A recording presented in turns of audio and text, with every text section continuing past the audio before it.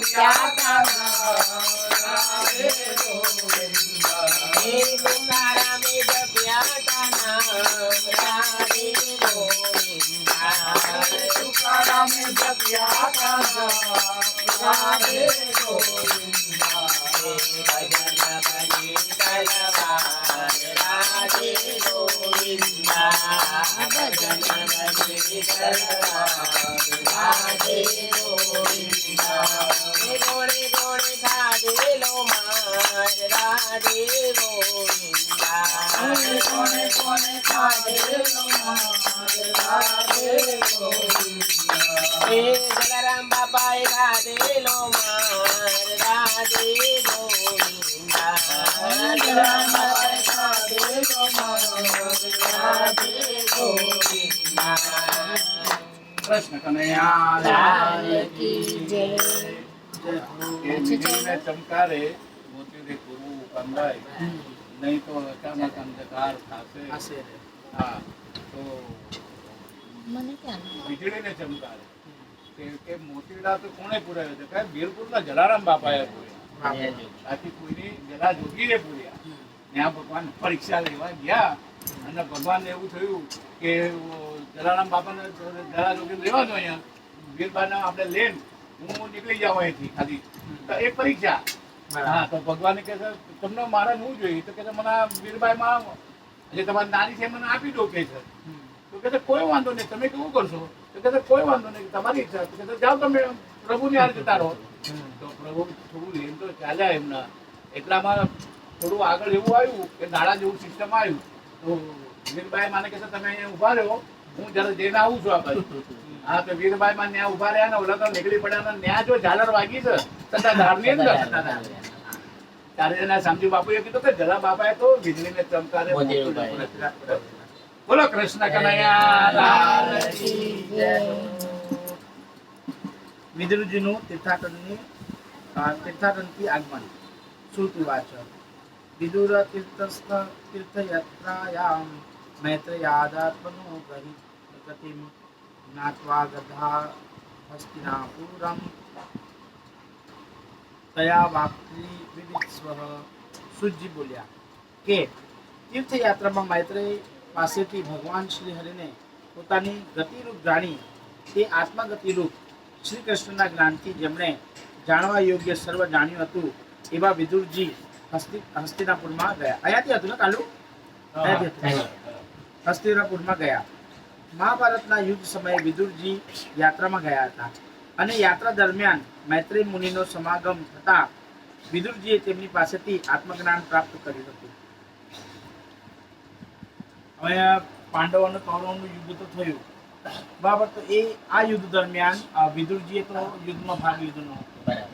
કારણ કે જ્યારે દ્રૌપદીનું વસ્ત્રહરણ થયું, ચિરહરણ થયું, તો દ્રૌપદીએ બધાની પાસે આપણે પોતાના રક્ષણની માટે યાચના માંગી.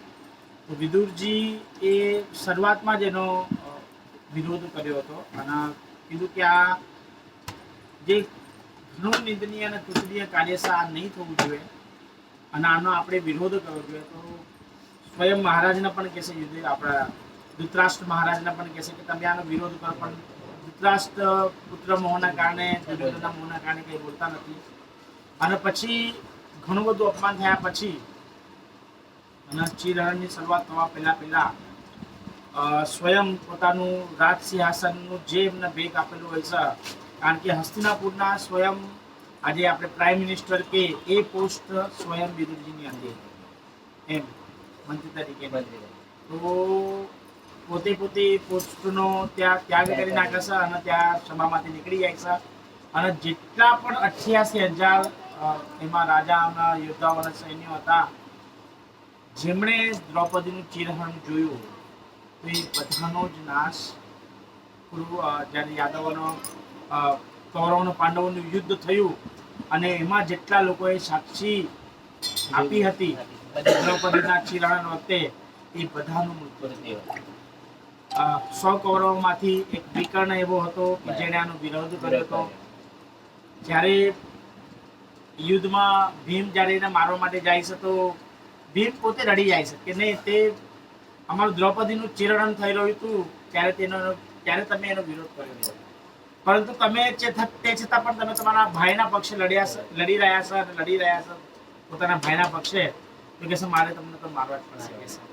તો સ્વયં વિકર્ણને મારતી વખતે ભીમ પોતે લડી જાય છે કે નહીં, આને અમારા દ્રૌપદીના પક્ષમાં સાથ આપ્યો, પરંતુ મારવાના હતા તો એમના ત્યાં મારે છે, કારણ કે પોતાના ભાઈના પક્ષમાંથી યુદ્ધ કરી રહ્યા છે એની માટે.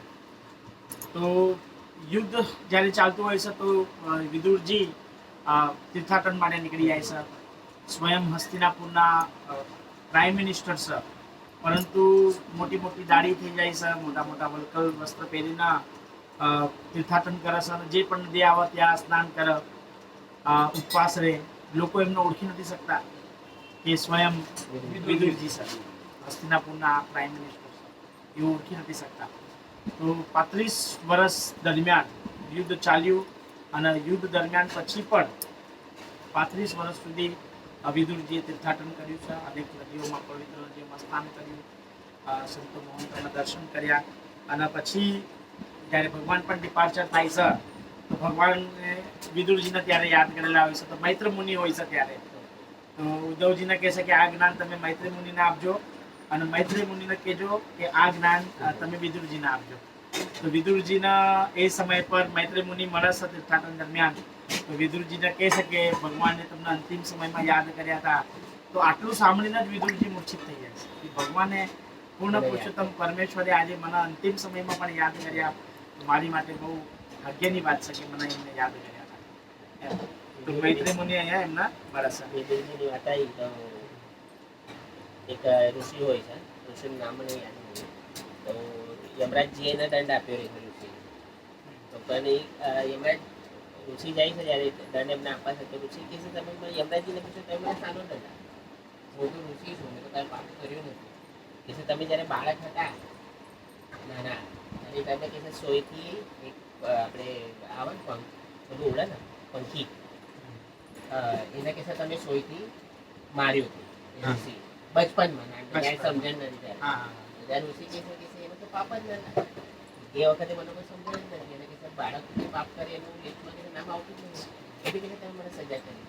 એ ઋષિ ત્યારે યમરાજને શ્રાપ આપો, તમારે 100 વર્ષ પૃથ્વી પર દાસીપુત્ર તરીકે રહેવું પડશે. બરાબર, કારણ કે દાસીપુત્ર હતા વિદુરજી. દાસીપુત્ર હતા. અને વિદુરજી સ્વયં યમરાજના અવતાર જ છે.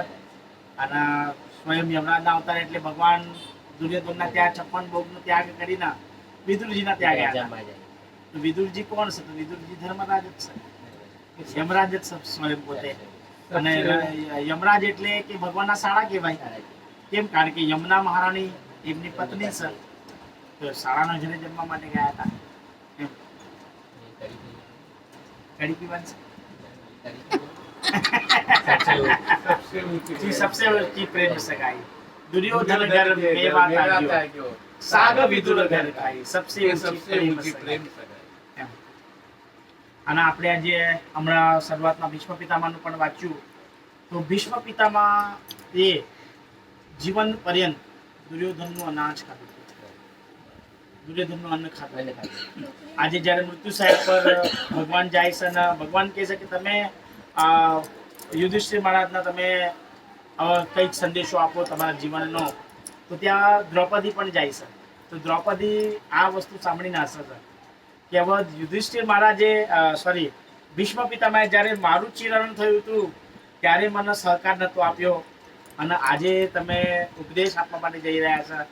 ત્યારે દ્રૌપદીને સ્વયં ભીષ્મ પિતામહ કહે છે કે મેં આપણે દુર્યોધનનું અનાજ ખાધું હતું, અને એ અનાજ પાપ પ્રવૃત્તિનું હતું.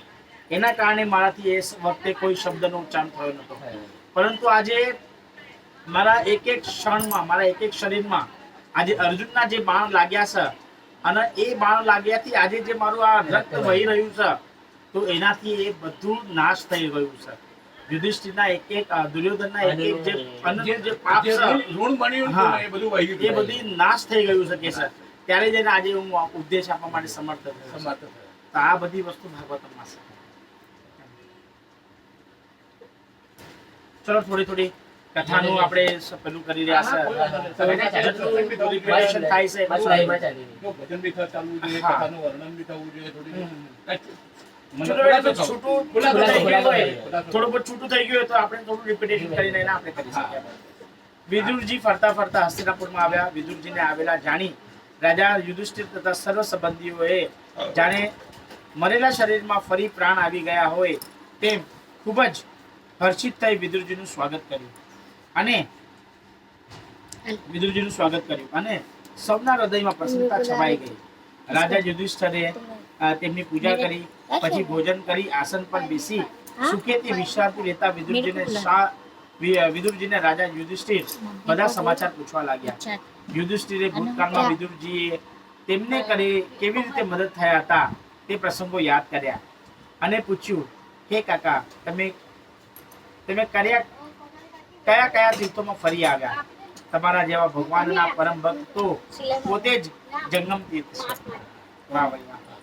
તમારા હૃદયમાં તો ભગવાનનો વાસ છે, તેથી મલિન મનુષ્યોના સંગથી મેલા થયેલા તીર્થોને પણ તમે પવિત્ર કરો છો. વાહ. તો કહેવાય છે ને કે જે ભગવાનના શુદ્ધ ભક્ત હોય છે એ કોઈ તીર્થમાં પણ જાય ને તો એ તીર્થને પણ પાવન કરી નાખે છે. પવિત્ર વાર થઈ જાય. જે પવિત્ર તીર્થ પણ પવિત્ર થઈ જાય છે. એમ તો વિદુરજી ભગવાનના શુદ્ધ ભક્ત હતા, સ્વયં ભગવાનના દર્શન કરેલા હતા અને આજે અનેક પ્રકારના તીર્થો એમણે કર્યા. તે તીર્થનો પણ પાવન, આવા ભગવાનના શુદ્ધ ભક્ત હોય તે તીર્થનો પણ પાવન કરવા. હે तात, શ્રી કૃષ્ણ તથા આપના સંબંધી યાદવોને તમે મળ્યા કે તેમના વિશે કંઈક સાંભળ્યું? તેઓ સુખી તો છે ને? વિદુરજીએ પોતાની તીર્થયાત્રાનો વૃત્તાંત ટૂંકમાં કહી સંભળાવ્યો. કેવળ યદુવંશનો નાશ થવાની વાત તેમણે ન કહી.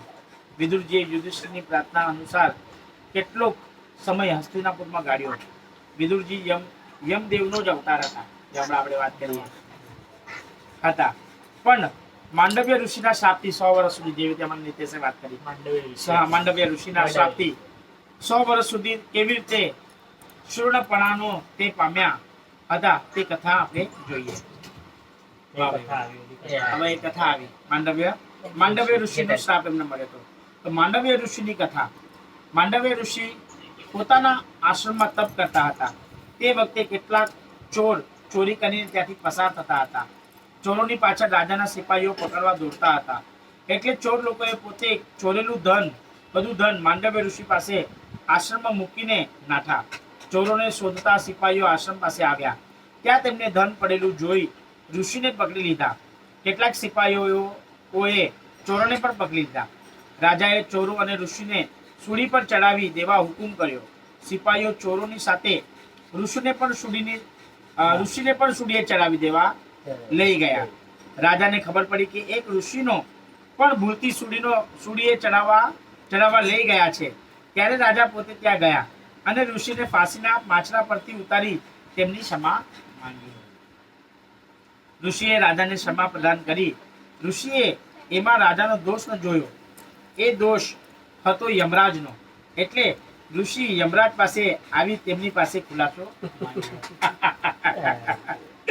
યમરાજે કહ્યું, તમે બાળપણમાં એક પતંગિયું પકડીને દર બધી સળી વડે તેને વીંધી નાખ્યો હતો. આ પાયાના ફળ રૂપે જ તમારે ફાંસીની માત્રા પર ચડવું પડ્યું હતું. જો ગહનો કર્મના ગતિ, કે આપણે જેવું કર્મ કરશું તો એ કર્મનું આપણને ફળ તો ભોગવવું જ પડશે. આજે આપણે કહીએ કે સ્વયં ભીષ્મ પિતામહ આજે 56 દિવસ સુધી બાણોની સયા પર સૂવું પડ્યું. તો ભગવાન એમને કહે છે કે તમે તમારા પાછલા જન્મમાં જાઓ. તો પાછલા 50 વર્ષના જન્મમાં જાય છે. તો એક રાજાના ત્યાં એ સિપાહી હોય છે અને રાજા આવતો હોય છે. તો વચમાંથી એક સાપ પસાર થતો હોય છે. તો એ સાપના પસાર થતા જોઈ રાજા આવી રહ્યા છે. એની માટે ભીષ્મ પિતામહ એ સમય પર સૈન્યના સ્વરૂપમાં હોય છે. તો ત્યાંથી પોતાના બાણ દ્વારા એ સાપને ત્યાંથી ઉઠાવે છે અને બીજી જગ્યાએ ફેંકી દે છે. તો ત્યાં કાંટાનો વૃક્ષ હોય છે. તો એ કાંટાના વૃક્ષમાં જઈને સાપ પડે છે. તો આ વસ્તુ એમના મહાભારતના યુદ્ધ દરમિયાન કે જે 92ની સયા પર એમને 56 વર્ષ સુધી 56 દિવસ સુધી ભગવાન ભીષ્મ પિતામહના 92ની સયા પર સૂવું પડ્યું હતું. તો જો ગહનો કર્મણા ગતિ, કે આપણે જેવું જેવું કર્મ કરશું એવી ગતિ સ, અને એ ફળ આપણને ભોગવવું પડશે. એમ. તો અહીંયા પણ યમરાજની પાસે જાય છે કે તમે પતંગિયાના તમે ભોગવ્યું હતું દરબતી, તો એની માટે તમારે સૂર્ય પર ચડવાની તમારે નોબત આવી હતી. ઋષિએ કહ્યું, એ વખતે હું તો સાવ અણસમજુ બાળક હતો, છતાં તમે મને આવડી મોટી સજા કરી મને અન્યાય કર્યો છે. પછી તેમણે શ્રાપ આપ્યો, હે યમરાજ, તમે 100 વર્ષ સુધી પૃથ્વી પર જાઓ અને દાસત્વ કરો. ઋષિના શ્રાપથી યમરાજ વિદુર રૂપે જન્મ્યા. આ ઋષિના કારણે યમરાજનો શ્રાપ મળ્યો, જે રીતે નીતેશે વાત કરી, અને એમને 100 વર્ષ સુધી પૃથ્વીલોકમાં દાસત્વના તરીકે રહેવું. વિદુરજીના મધ્યરાત્રે વિદુરજી ધૃતરાષ્ટ્ર પાસે ગયા, ત્યારે ધૃતરાષ્ટ્ર જાગતા હતા. ધૃતરાષ્ટ્રને વિદુરે પૂછ્યું, ભાઈ, કેમ હું નથી આવતી? કરેલા કર્મો યાદ આવે છે? જેઓના ભૂમિ, ધન તથા રાજ્ય છીનવી લીધા હતા, તેઓએ આપેલા અન્ન વગેરેથી પ્રાણ ધારણ કરવામાં શું ગૌરવ છે? હવે તમે પાંડવોને છોડી આત્મકલ્યાણના માર્ગે અપનાવો. હવે મહાદુષ્કળ કાળ નજીક આવી રહ્યો છે, તેની સામે જુઓ. તમારું શરીર વસ્ત્રની પેટે ક્ષીણ થતું જાય છે, માટે બધા મોહબંધન છોડી દઈ ઘરનો ત્યાગ કરો, નહીતર કાળ ધક્કો મારશે. ઘર છોડ્યા વગર છૂટકો નથી. જે મનુષ્ય પરમાત્માને તત્વથી જાણીને શ્રી હરિનું સ્મરણ કરીને વનવાસ ગ્રહણ કરે છે, તે ઉત્તમ ગણાય છે. બરાબર. હવે તીર્થાટન કરીને આવી ગયા, જોયું કે કેટલા વર્ષ સુધી ધૃતરાષ્ટ્ર તમે પોતાના રાજ્ય સમયમાં તો બધું તમે ખાધું પીધું મોજ કર્યું, આજે બાળકો હણાઈ ગયા પુત્ર મોહમાં, પણ હવે સ્વયં યુધિષ્ઠિર મહારાજ પણ રાજ કરી રહ્યા છે, ક્યાં સુધી તમે રોટલો ખાશો અહીંયા? કે હવે ચાલો આપણે આ બધી વસ્તુનો ત્યાગ કરો અને હરિના સ્મરણ માટે હવે આપણે વનમાં જઈએ. તો સાથે સાથે ગાંધારીને પણ લઈ જાય છે, કુંતા માતા પણ જાય છે, અને વિદુરજી પણ સાથે સાથે ત્યાંથી હવે વનવાસ દરમિયાન નીકળ્યા છે જવા માટે. જે મનુષ્ય પરમાત્માને તત્વથી જાણીને શ્રી હરિનું સ્મરણ કરીને વનવાસ ગ્રહણ કરે છે, તે ઉત્તમ ગણાય છે. હે રાજા, હવે માનવીયમાં ધૈર્ય, દયા વગેરે ગુણો રહેશે નહીં, માટે તમે તરત જ ચેતીને આત્મકલ્યાણનો માર્ગ ગ્રહણ કરો. કોઈ ન જાણે તેમ આ રાજમહેલ છોડીને ઉત્તર દિશા પ્રતિ પ્રયાણ કરો. ધૃતરાષ્ટ્ર ગાંધારીનું વિદુરજીનું હિમાલય તરફ પ્રયાણ. વિદુરજીએ આપેલો બોધ ધૃતરાષ્ટ્રે ગ્રહણ કર્યો, અને એક રાત્રે કોઈ ન જાણે તેમ સગડા સ્નેહ પાસો છેદી નાખી ઘરમાંથી વિદુરજીએ બતાવેલા માર્ગે ચાલી નીકળ્યા. પતિવ્રતા ગાંધારી પણ તેમની પાછળ ચાલી નીકળ્યા. વિદુરજી તેમને ગંગા કિનારે સપ્તસ્ત્રોત્ર તીર્થમાં લઈ ગયા. યુધિષ્ઠિર પ્રાતકાળે નિત્યકર્મથી પરવારી વડીલોને વંદન કરવા ધૃતરાષ્ટ્રના નિવાસે આવ્યા, પણ ત્યાં તેમને કોઈને જોયા નહીં. એટલે મનમાં ઉદ્વેગ પામી ત્યાં બેઠેલા સંજયને પૂછ્યું, અમારા વૃદ્ધ માતા પિતા ક્યાં ગયા? યુધિષ્ઠિરે શંકાશીલ થઈને વિચાર્યું કે મારા અંધ પિતા મારા કોઈ અપરાધની શંકા કરી દુઃખી થઈને પત્ની સાથે શું ગંગામાં પડ્યા? અમારા વિદુર કાકા પણ અહીંથી ક્યાં ગયા?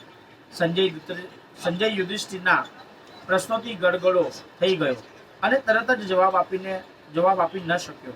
તેણે આંસુ લૂછી નાખી મનને ધૈર્યયુક્ત કરી કહ્યું, હે રાજા, તમારા કાકા વિદુર, ધૃતરાષ્ટ્ર અને ગાંધારીની વિદાય અંગે હું કાંઈ જાણતો નથી. તે મહાત્માઓએ તો મને પણ છેતરીને ચાલ્યા ગયા.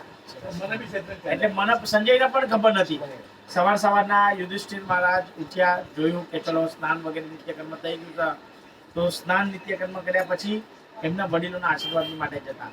તો ધૃતરાષ્ટ્ર પણ નથી, ગાંધારી માતા પણ નથી, સ્વયં વિદુર કાકા પણ નથી. તો સંજયને પૂછે છે કે આ લોકો ક્યાં ગયા? તો સંજય પણ કહે છે કે આ લોકો ક્યાં ગયા મને કઈ વસ્તુની જાણ નથી, મને પણ છેતરીને ચાલ્યા ગયા છે.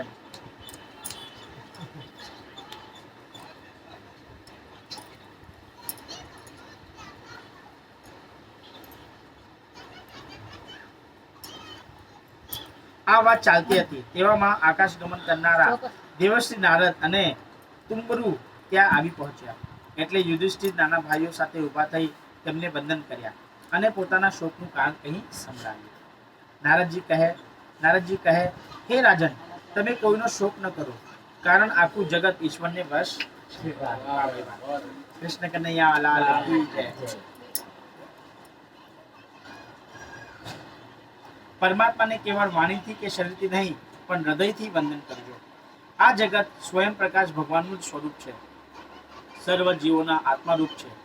તે પોતે એક જ છે, છતાં માયાને લીધે અનેક સ્વરૂપે ભાસે છે.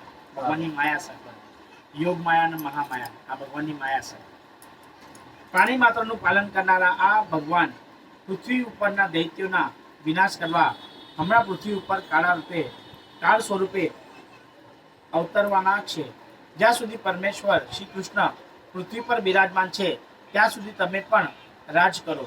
ત્યારબાદ તમારે પણ ધૃતરાષ્ટ્રની પેટે ચાલી નીકળવાનો સમય આવશે. હું તમને અત્યારથી ચેતવવા આવ્યો છું. બરાબર. હવે યુધિષ્ઠિર મહારાજના નારદજી ચેતવવા માટે જ આવ્યા છે કે અત્યાર સુધી તો કળિયુગનું આગમન થયું નથી, કારણ કે ભગવાન છે. પરંતુ જેવું કળિયુગનું આગમન થશે એટલે તમારે પણ હવે હિમાલય તરફ પ્રયાણ કરવું પડશે. ધૃતરાષ્ટ્ર, ગાંધારી અને વિદુરજી ત્રણેય હિમાલયના દક્ષિણ ભાગમાં ઋષિઓના આશ્રમમાં ગયા છે. ત્યાં પવિત્ર નદી ગંગાજીએ 7 પ્રવાહો વડે સપ્ત ઋષિઓને પ્રસન્ન કરવા માટે પોતાના 7 વિભાગો કર્યા છે. તેથી આ તીર્થને સપ્તસ્ત્રોત કહે છે. ધૃતરાષ્ટ્ર અહીં સર્વ ઈચ્છાઓ ત્યજી દઈ શાંત બનતી રહે છે. તેમણે આસનનો જપ કરી શ્વાસને જીત્યો છે અને 6 ઇન્દ્રિયોને વિષયોમાંથી ખેંચી લીધી છે. તમારે તેમના માર્ગમાં જઈ કોઈ વિઘ્ન ન કરવું જોઈએ. હવે તેમના દર્શન પણ નહીં થઈ શકે, કારણ કે આજથી 5મા દિવસે ધૃતરાષ્ટ્ર રાજા શરીરનો ત્યાગ કરશે. આ યોગાગ્નિથી ઉત્પન્ન થયેલા અગ્નિમાં તેમની કુટિયા સહિત ધૃતરાષ્ટ્ર અને ગાંધારી બળીને ભસ્મ થઈ જશે. વિદુરજી ભાઈની સદગતિને લીધે હર્ષ અને મરણને લીધે શોક પણ પામશે. પછી તીર્થનું સેવન કરવા ત્યાંથી ચાલ્યા જશે. આ પ્રમાણે યુધિષ્ઠિરને આશ્વાસન આપી નારદજી તુંબરુ સાથે સ્વર્ગમાં ગયા. યુધિષ્ઠિરે તેમના વચનો હૃદયમાં ધારણ કરી શોકનો ત્યાગ કર્યો.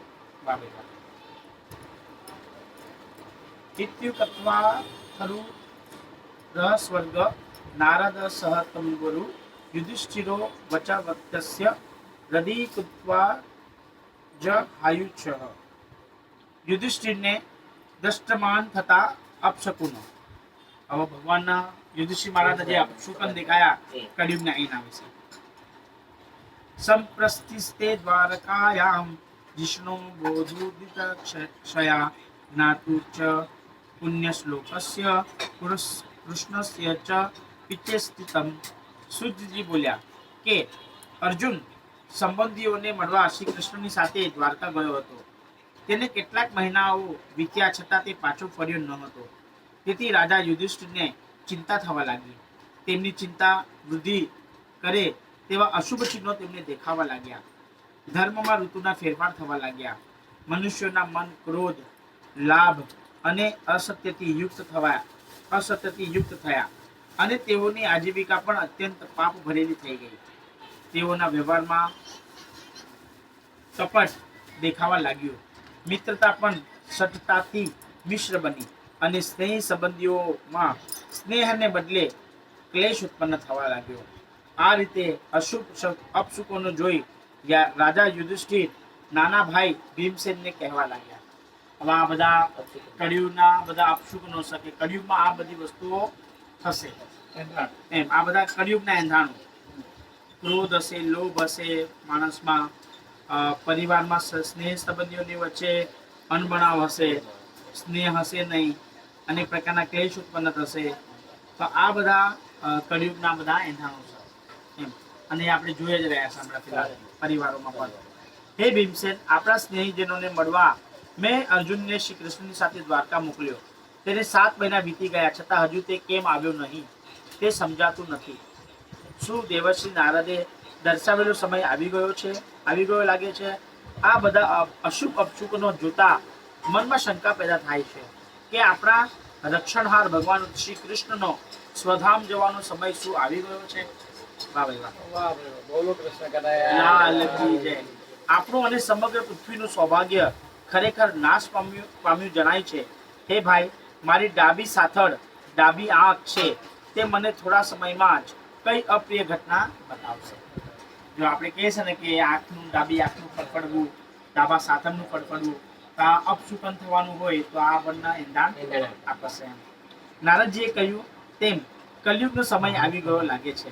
મને કલયુગની છાયા દેખાય છે. રાજ્યમાં અધર્મ વધી ગયો છે. મંદિરમાં ઠાકોરજીનું સ્વરૂપ મને આનંદદાયક દેખાતું નથી. શિયાળ કૂતરાઓના રડવાનો અવાજ આવે છે. હું મારા ઘોડાઓને રડતા જોઉં છું. આ મૃત્યુના દૂત જેવો હોલો નિંદ્ર શબ્દો કહી મનને કપાવે છે. અને ઘુવડ તથા કાગડો પણ નિંદ્રા રહિત થઈ દુષ્ટ શબ્દોથી જગતને ઉજ્જડ કરવા ઈચ્છે છે. તેમજ આ દેશો, ગામડાઓ, નગરો, બગીચાઓ, ખાણો તથા આશ્રમો શોભા રહિત અને આનંદ વિનાના છે. તેઓ આપણને કયા દુઃખની આગાહી કરે છે? આ બધા દુઃખોની આગાહી આપણને દેખાઈ રહી છે. મને લાગે છે કે મારા પવિત્ર રાજ્યમાં કળીનો પ્રવેશ થઈ ચૂક્યો છે. આમ બંને ભાઈઓ વાતો કરતા હતા. તેવામાં અર્જુન દ્વારકાથી ત્યાં આવી પહોંચ્યો અને યુધિષ્ઠિરના ચરણોમાં ઢગલો થઈને પડી ગયો. તે નીચે મસ્તકે નેત્રોમાંથી આંસુઓ સારતો હતો. તેના મોઢાનું નૂર ઉડી ગયું હતું.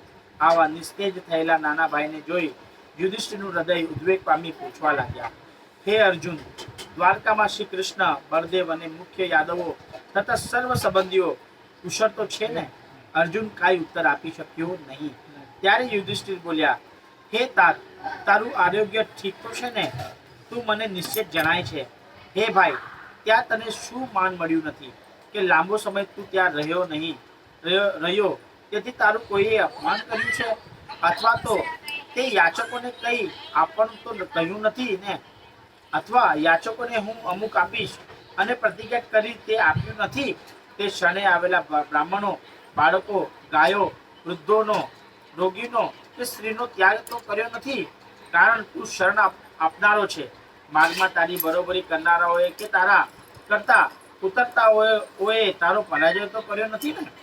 ક્ષત્રિય ધર્મને કલંક લાગે તેવું કાંઈ તારાથી અજાણે થઈ ગયું છે કે શું? તે આંગણે આવેલ અતિથિને જમાડ્યા વગર જ ભોજન તો નથી કર્યું ને? તું બોલતો કેમ નથી? અથવા નિત્ય અતિ પ્રિય અને પોતાના અંતરંગ બંધુ શ્રી કૃષ્ણથી તું રહિત થયો છું એમ તું મને છે? આ સિવાય કોઈ બીજા કારણથી તારા મનમાં આટલી પીડા હોઈ શકે? જો યુધિષ્ઠિર મહારાજ અર્જુન કઈ જવાબ જ નથી આપી રહ્યા, તેમના આ બધી વસ્તુઓ શું એવું વિરહમાં પડી ગયો છે.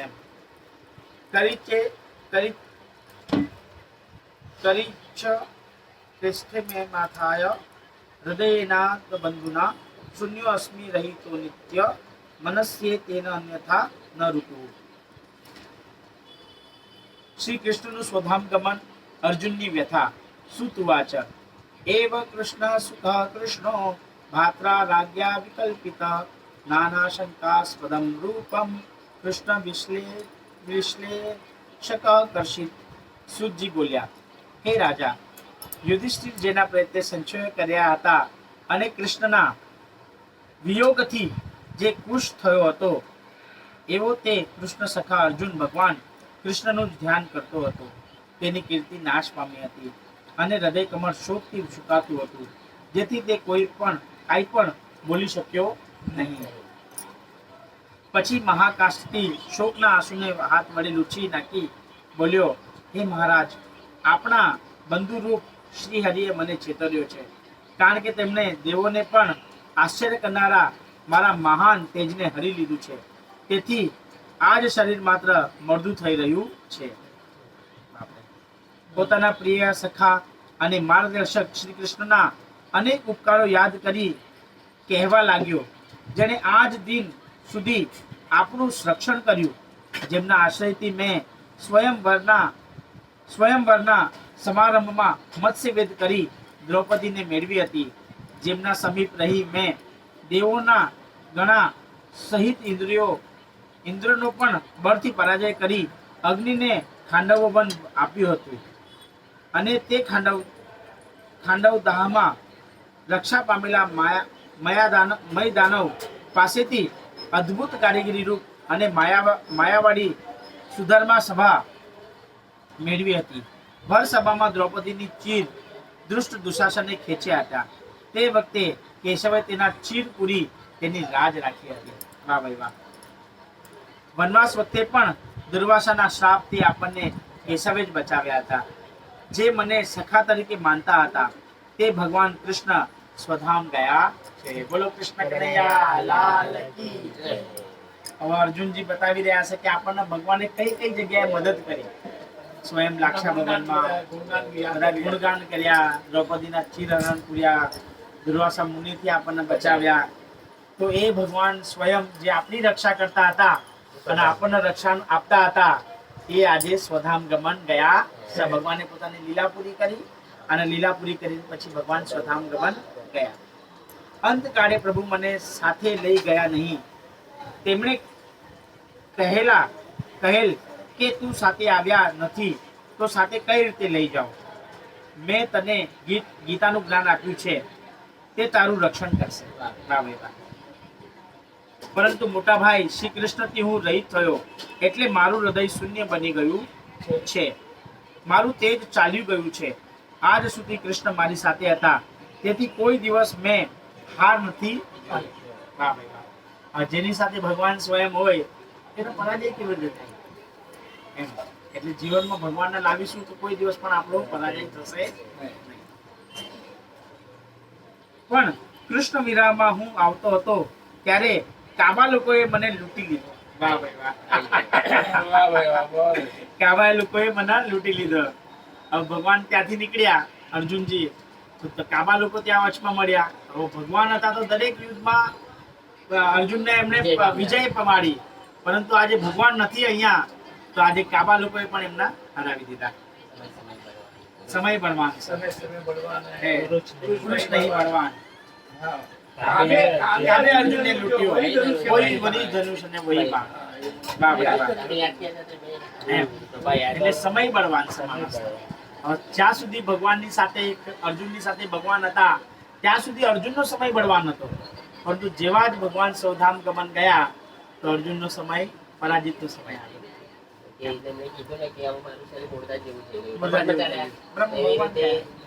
પરમાત્મા આપણી સાથે આત્મા સ્વરૂપે છે. આપણામાં ફરી જ્યારે પરમાત્મા નીકળી જશે તો આપણે મોટું થઈ જશું આપણે.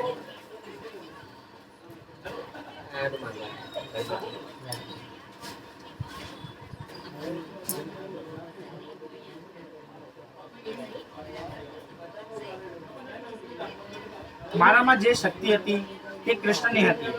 મહાભારતની લડાઈમાં મહારથીઓને યુદ્ધમાં મેં હરાવ્યા. કોઈ તો કાબા લોકોનું શું ગજુ કે મને લૂંટી શકે. હવે પાંડવોમાં જે યુદ્ધ કૌરવની સેનામાં બધા મહારથી હતા, અતિરથી હતા બધા. આજે ભીષ્મ પિતામહ, દ્રોણાચાર્ય, કૃપાચાર્ય, આ બધા મહારથી અતિરથી હતા. આ બધા તિમિંગલ કહેવાય છે ને કે સમુદ્રમાં એક તિમિંગલ મછલી છે કે જે એકદમ મોટામાં મોટી મછલી છે કે જે બધી જ વસ્તુઓને ગળી જાય છે. તો એવી રીતના દ્રોણાચાર્ય, અશ્વત્થામા, સ્વયં ભીષ્મ પિતામહ આ બધા તિમિંગલ હતા. અને આ લોકોની સામે અર્જુન અને 5 પાંડવો તો અને એમની જે 11 સહસ્ત્રોની સેના એ કહે જ નથી.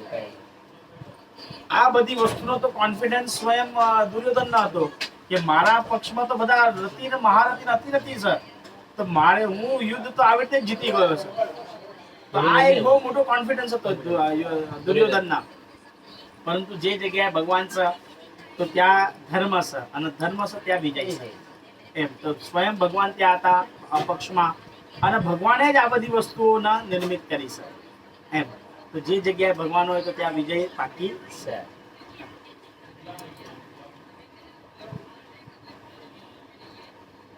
હવે મને સમજાય છે કે આ બધી શક્તિ દ્વારકાનાથની હતી.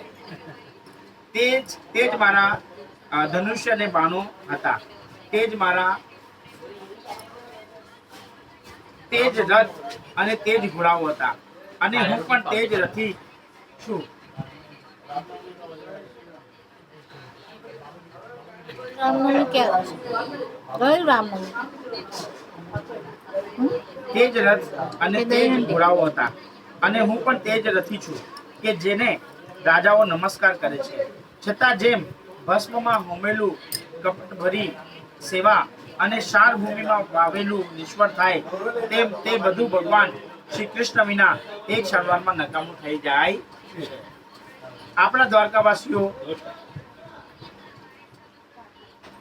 દ્વારકાવાસીઓ બ્રાહ્મણોના શ્રાપથી મૂળ બની અન્નની મદિરા પીને મદમદ બની અંદરો અંદર લડીને મૃત્યુ પામ્યા. આ બધું ભગવાનની ઈચ્છાથી જ બન્યું છે.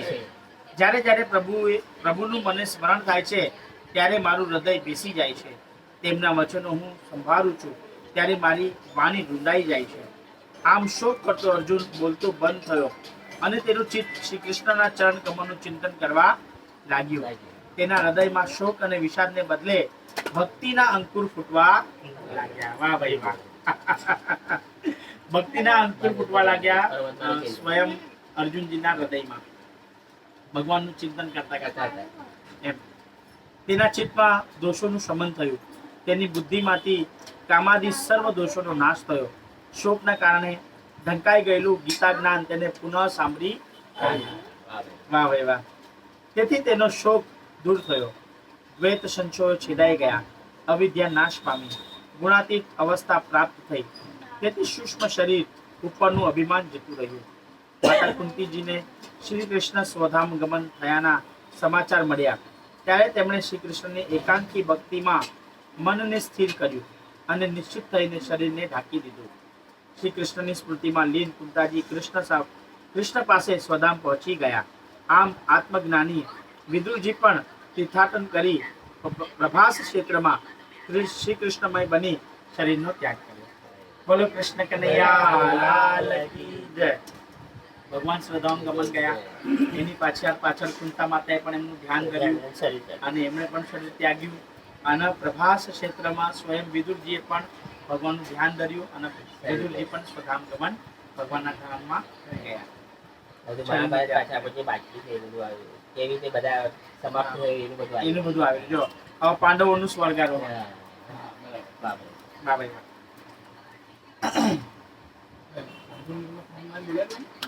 જોને ફોન કરીને એ લોકો આવી રહ્યા છે, નથી આવ્યા. શ્રી કૃષ્ણની વિદાય પછી